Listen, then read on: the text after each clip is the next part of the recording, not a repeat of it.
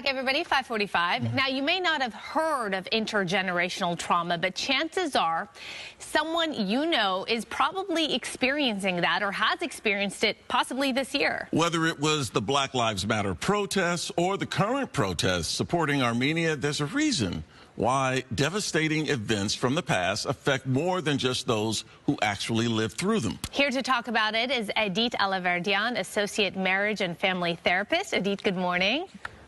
Good morning. Nice to have you with us. All right, so let's talk about, first of all, what does this mean? Intergenerational trauma. What is it?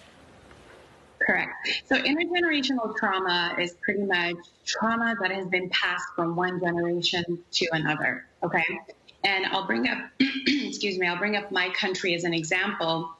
Armenia right now with the war in Artsakh is incredibly triggering for the Armenian community, right? People are protesting, people are screaming, people want to be heard, people want to be validated.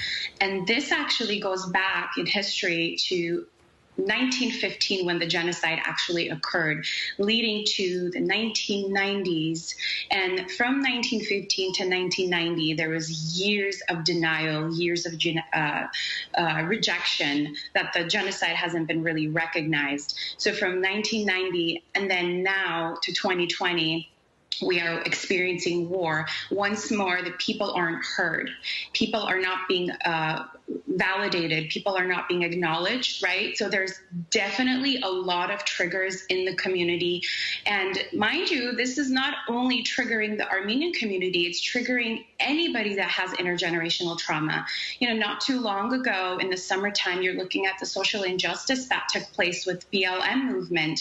People were screaming, people were upset, people were so hurt because they were not being heard, because that pain is still present from years ago. Yep. So it's definitely incredibly triggering, and it's pretty intense what people are experiencing right now. You know, Edith, I can certainly identify with that. I remember when the Black Lives Matter protests were going on, I was extremely stressed out, and I had a lot of anxiety. So talk about some of the symptoms that people who are experiencing intergenerational anxiety or trauma, what do they actually experience physiologically and psychologically?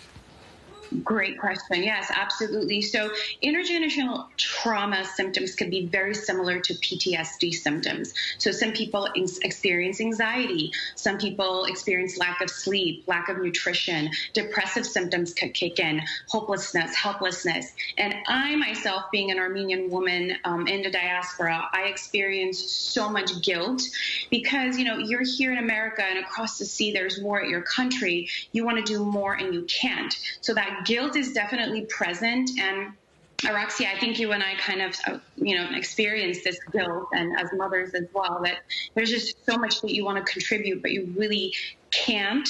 So I always say, focus on the things that you actually are contributing instead of things that you can't. So definitely guilt, anxiety, and the depressive symptoms. So that's an example of how to cope. So focus on what you can do, not what you can't do. So talk a little bit about more how you can cope. And also, really quickly, I'd like for you to also address for people who have people surrounding them who are going through something like this, what can others do for those people?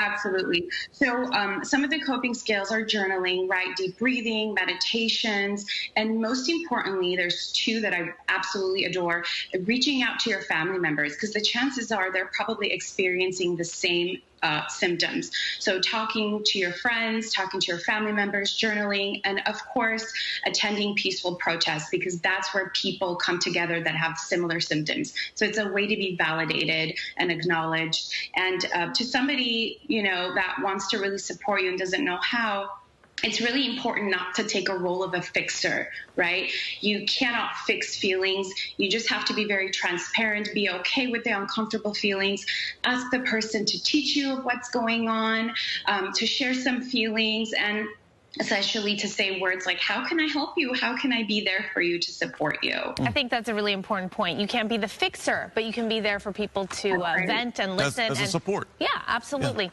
Yeah. Edith, thank you so much. Really interesting conversation and really useful for everyone. Yeah, great information. Thanks so much.